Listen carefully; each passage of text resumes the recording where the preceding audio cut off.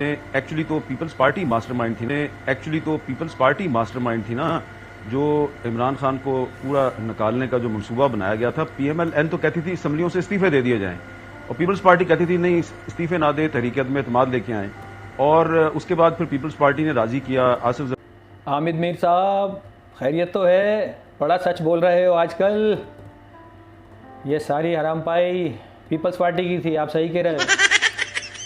नाजरीन सुनिए हामिद मीर की ज़बानी कि पीपल्स पार्टी ने सारा गेम कैसे बनाया और बाजवा ने पीपल्स पार्टी के साथ मिलकर तहरीक इंसाफ के साथ क्या क्या किया। ये दर्द भरी दास्तान सुनिए। उस वक्त हम कहते थे कि सारे मजे पीपल्स पार्टी लूट रही है, सारा जो नजला ये पीएमएलएन पे गिरना है, सख्त वजारतें उनके पास, सारे टफ फैसले उन्होंने करने हैं। पीपल्स पार्टी के पास तो जबरदस्त वजारतें हैं, सिंध पूरा उनके पास। तो कितनी जबरदस्त डील नेगोशिएट की जरदारी साहब ने, बड़े जबरदस्त वो सियासतदान है। अब 1.25 साल बाद हमें लग रहा है कि नवाज शरीफ साहब ने मामला बेहतर तरीके से तय कर लिए हैं गालिबन। आपकी क्या असेसमेंट है पूरे 18 महीने प्लस ये जो 4-6 महीने ऊपर हुए हैं? देखिए, इसमें जरदारी साहब जो हैं उन्होंने कोशिश तो की थी कि एक अच्छी डील मिल जाए। और जब तक बाजवा साहब आर्मी चीफ थे तो वो पहले उस डील में रखना अंदाजी डालने की कोशिश करते रहे, क्योंकि आपको शायद याद ही होगा कि जब तहरीक में एतमाद पेश कर दी गई थी मार्च में, तो उसके बाद तकरीबन 2 हफ्ते तक बाजवा साहब ने कोशिश की कि ये तहरीक में एतमाद किसी तरीके से वापस हो जाए।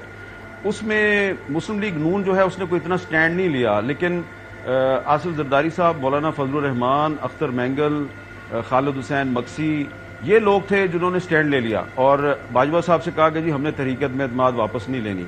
उसके बाद फिर बाजवा साहब जो है उन्होंने इनके साथ डील करने की कोशिश की, उनके साथ डील नहीं हुई। फिर जनरल आसिम मुनीर साहब आर्मी चीफ बन गए। तो ये जो पीपल्स पार्टी की जो मुश्किलात शुरू हुई हैं, ये जनरल आसिम मुनीर के आर्मी चीफ बनने के बाद शुरू हुई हैं। आप देख लें, उससे पहले तो उनको कोई इतनी प्रॉब्लम नहीं थी। तो अब जरदारी साहब अभी भी कोशिश कर रहे हैं कि जो बिलावल साहब के कुछ बयानात से कुछ ऐसा तासुर मिला कि शायद पीपल्स पार्टी जो है वो खुश नहीं है, तो वो कोशिश कर रहे हैं कोई रास्ता निकालें। लेकिन मुझे लगता यह है कि मुश्किल से रास्ता निकलेगा। ना तो आने वाले वक्त में पीपल्स पार्टी को कुछ मिलना है और मुस्लिम लीग नून जिन हसीन ख्वाबों में खोई हुई है, उन हसीन ख्वाबों में से उसको उतना नहीं मिलेगा। पार्टी की तो चले वो उनकी बाकी सेकंड और थर्ड टियर लीडरशिप बयानात देती रहती है।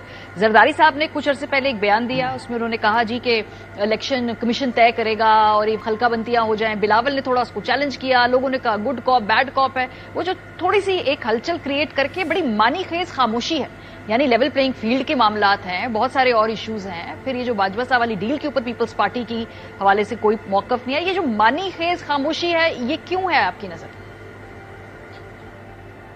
देखिए, मानी खेज खामोशी जो है उसकी बड़ी वजूहात है। मैं तो पिछले कोई 5-6 महीने से कह रहा हूं कि पीपल्स पार्टी जो है उसने एक्चुअली तो पीपल्स पार्टी मास्टरमाइंड थी ना, जो इमरान खान को पूरा निकालने का जो मंसूबा बनाया गया था। पीएमएल-एन तो कहती थी असम्बलियों से इस्तीफे दे दिए जाएं और पीपल्स पार्टी कहती थी नहीं, इस्तीफे ना दे, तहरीक में एतमाद लेके आए। और उसके बाद फिर पीपल्स पार्टी ने राजी किया। आसिफ जरदारी साहब जो हैं उन्होंने शर्त पेश की कि अगर शहबाज शरीफ को वजारत उज़्मा का उम्मीदवार बनाया जाए तो मैं MQM और BAP और बाकी जो इत्तेहादी हैं PMLQ, इनसे मैं वोट ले लूंगा। और उन्होंने करके दिखाया, ले आए। बीच में फिर जनरल बाजवा साहब जो है वो परवेज लाई साहब को तोड़ के ले गए, उसकी वजह से एक सेटबैक हुआ। लेकिन मास्टरमाइंड एक्चुअली पीपल्स पार्टी थी इमरान खान साहब को तहरीक में एतमाद के जरिए हटाने के पूरे मंसूबे का। लेकिन बाद में फिर जब इमरान खान साहब हट गए और एक कोलिशन गवर्नमेंट बनी, तो with the passage of time जो है वो पीपल्स पार्टी जो है उसको ये महसूस हुआ कि बहुत से मामलात में उसको एतमाद में नहीं लिया जाता। और खास तौर पे जो पीपल्स पार्टी और पीएमएल-एन के दरमियान जो दूरियां पैदा हुई वो BAP की वजह से पैदा हुई, क्योंकि पहले BAP के बारे में कहा गया पीपल्स पार्टी को कि ये इनका जो चीफ मिनिस्टर है बलोचिस्तान का, कुदूस बुदिंजो, इसके समेत पूरी की पूरी पार्टी जो है वो पीपल्स पार्टी में जम हो जाएगी। उसके बाद फिर एक यू टर्न लिया गया और फिर BAP से कहा गया कि नहीं, अब आपने पीपल्स पार्टी में नहीं जाना, अब आपने PML-N में जाना है। और उसमें जो अनवारुल्लाह काकड़ साहब हैं वो पीपल्स पार्टी के बजाय मुस्लिम लीग नून की लीडरशिप के साथ उन्होंने मेल मुलाकात शुरू कर दिया। यहां से एक फटा शुरू हुआ और उसके बाद जब निगरान हुकूमतें कायम हुई, तो सिंध में जो निगरान हुकूमत है वो आपको पता है पीपल्स पार्टी की मर्जी के मुताबिक नहीं है। उनके जो वजीर दाखिला हैं सिंध के, वो तो खुल्लम खुला पीपल्स पार्टी की मुखालफत करते रहे हैं। और अब जो 2-3 दिन पहले जो सिंध में एक वाकया हुआ स्क्रंड में वहां पे जिस तरीके से देहातियों को मार के कहा गया दहशतगर्द मार दिए गए, और बाद में फिर वो बेचारे मासूम देहाती निकले और उनके कत्ल का मुकदमा भी दर्ज हो गया है। तो इस सूरत हाल में पीपल्स पार्टी जिसका वोट बैंक जो है वो सिंध में ज्यादा है, वो कैसे जो है वो एस्टेब्लिशमेंट के साथ खड़ी हो सकती है। और पीपल्स पार्टी को ये भी एक्सपीरियंस है कि जिस तरह पहले पीटीआई को इस्तेमाल करके टिश्यू पेपर की तरह फेंक दिया गया, इसी तरह उसको भी कई दफा इस्तेमाल किया गया पीपल्स पार्टी को। आपको याद है कि एक तहरीक एतमाद जो है वो मुस्लिम लीग नून के चीफ मिनिस्टर के खिलाफ बलोचिस्तान में लाई गई थी और इस्तेमाल करके फेंक दिया गया पीपल्स पार्टी को। अब वही कुछ मुस्लिम लीग नून के साथ होना है। अब बस देखते जाएं, ये मुस्लिम लीग नून वाले जो हैं ये अच्छी बात है, सब कुछ मामला अल्लाह पे छोड़ रहे हैं, लेकिन इनके साथ जो होना है तो फिर ये बाद में रोया करेंगे एक दिन के ओहो ये क्या हो गया। ये तो पाकिस्तान की सियासत का अलमिया है ना। मैंने तो ओपनिंग में ये कहा कि भाई जितना बड़ा दिल अगर आप उनके लिए करते हैं जो आइन शिकन है, तो फिर आप अपने सियासी मुखालिफिन के लिए भी उतना बड़ा दिल पैदा करें। ये हामिद मीर जो खान साहब की हुकूमत में उन पर कड़ी तनकीद किया करते थे और कोई हर बार इन्होंने छोड़ा नहीं, कोई तरीका आजमाया नहीं इमरान खान को डीमोरलाइज करने के लिए। हमेशा उनके रास्ते में ये रोड़े अटकाता रहा, कांटे बिछाता रहा।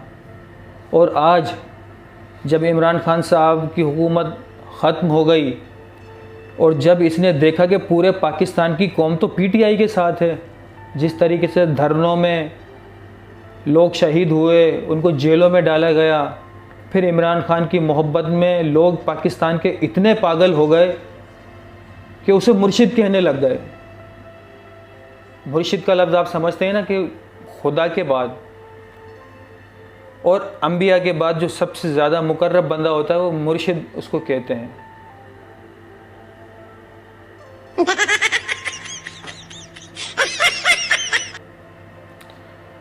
तो इमरान खान को मुर्शिद तक कहने लग गए लोग। इस जैसे कई लिफाफा सहाफ़ी और भी हैं जो ये जान चुके हैं पीटीआई के इक़्तिदार में से चले जाने के बाद, खान साहब को जेल में डालने के बाद इन सबको समझ में आ गया है कि जो इमरान खान के हक़ में बोलेगा उस सहाफ़ी की रेटिंग आएगी, और जो इमरान खान पीटीआई के ख़िलाफ़ बोलेगा उसको कोई थूकने वाला भी नहीं होगा।